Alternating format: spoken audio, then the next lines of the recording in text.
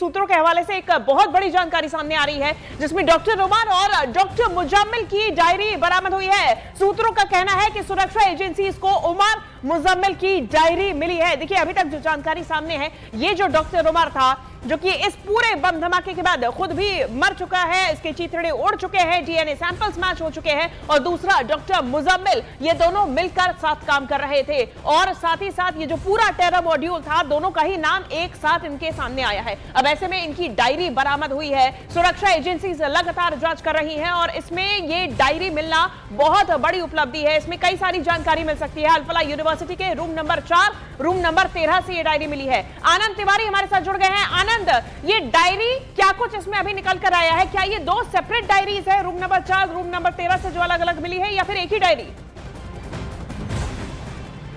देखिए, 2 डायरियां बरामद की गई हैं और उसमें एक ऑपरेशन शब्द का इस्तेमाल किया गया है। इसको डिकोड करने के लिए लगातार फरीदाबाद पुलिस सुरक्षा एजेंसियां जांच कर रही हैं कि आखिर ये डायरी के मायने क्या हैं।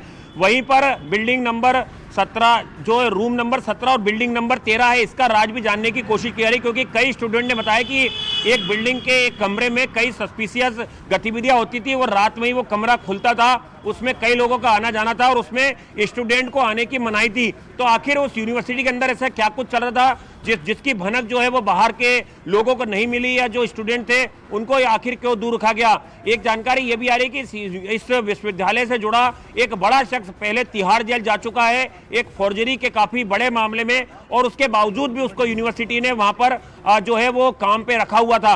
तो इसको लेके यूनिवर्सिटी अब पूरी तरह से विवादों के घेरे में आ गई है और एक बिल्डिंग और एक कमरा जो है अब वो भी जो है सवालों के घेरे में है। या ऑपरेशन शब्द के क्या इस्तेमाल थे? 2 डायरी जो है वो जो डॉक्टर मुजम्मिल और उमर मोहम्मद है, इनके कमरों से बरामद की गई है। कुछ और जो सामग्री है वो भी जो है फरीदाबाद पुलिस सुरक्षा एजेंसियों ने बरामद की है, जिसको लेके जो है अब लगातार जांच पड़ताल जारी है। ठीक है आनंद, आप बने रहिएगा, लौटेंगे आपके पास। लेकिन एक और खबर दर्शकों को पहले बता देते हैं। दिल्ली धमाके से जुड़ी हुई जांच का केंद्र फरीदाबाद की अल-फलाह यूनिवर्सिटी में अब शिफ्ट हो गया है।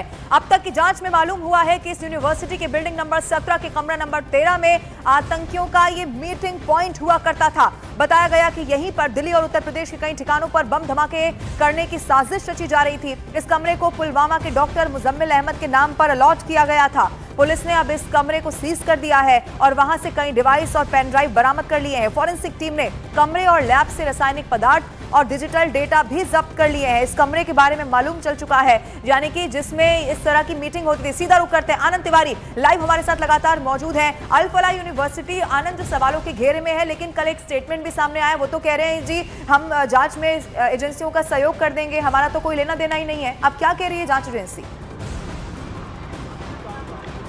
देखिए, तमाम सेंट्रल जांच एजेंसियों की निगाह इस वक्त इसी विश्वविद्यालय पर है, क्योंकि जो भी डॉक्टर पकड़े गए हैं या जो जैश का संदिग्ध आतंकी जिसे बताया जा रहा है मोहम्मद उमर, जो मारा गया है लाल किले के पास ब्लास्ट में, वो तमाम लोग इसी यूनिवर्सिटी में पढ़ाते थे।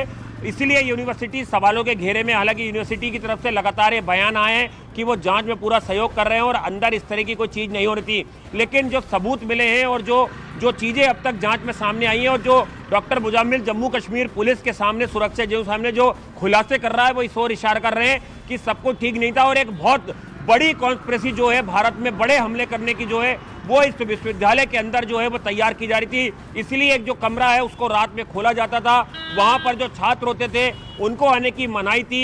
एक बिल्डिंग जो है पूरी तरह से सवालों के घेरे में थी और अब जो डायरी मिली है जिसमें ऑपरेशन शब्द का इस्तेमाल किया गया है, इसके क्या मायने, इसको डिकोड करने की लगातार जांच एजेंसियां कोशिश कर रही हैं।